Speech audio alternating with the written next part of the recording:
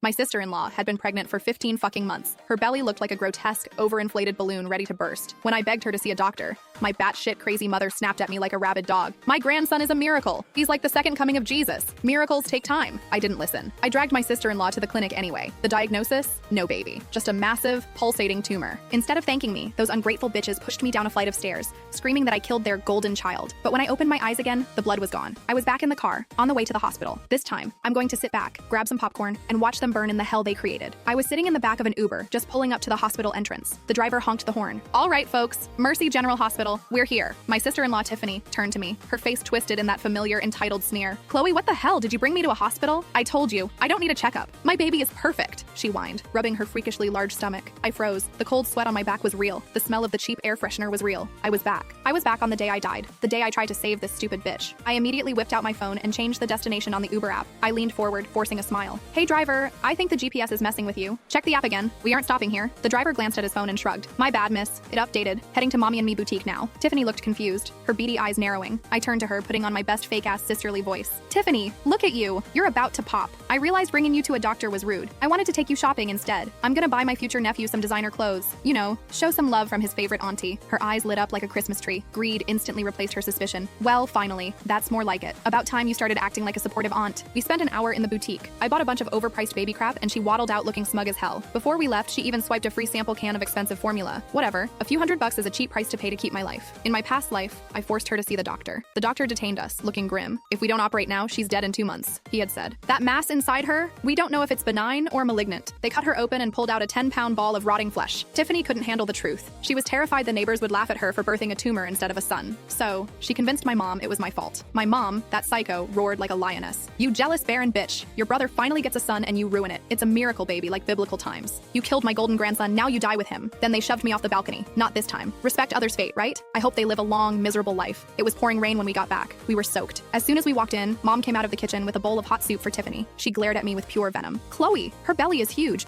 Why did you drag her out in this weather? If anything happens to my grandson, I will skin you alive. My brother Travis rushed over with a towel to dry Tiffany's hair. He was practically drooling over her stomach, adding fuel to the fire. Chloe, just because you can't lay an egg doesn't mean you should crack ours. Well, Travis was technically right. Tiffany was carrying an egg, a literal meat egg. I've been married 3 years, but I wanted to focus on my career. In my last life, my husband Ethan suffered the most. After Tiffany hacked me to death, Ethan took care of my family out of guilt. He even signed over our 3 rental properties to them. He didn't know the murderers were sleeping in his guest room. Eventually, they killed him too. To Mom and Travis, Tiffany's belly was the holy grail. Mom spent her mornings at church and her nights burning sage and praying to weird statues. Before dinner, she'd chant, "Lord, please protect the heir of our family." Then she'd look at Tiffany like a prize pig. See, Tiffany? If I didn't pray every day, you wouldn't be this big this fast.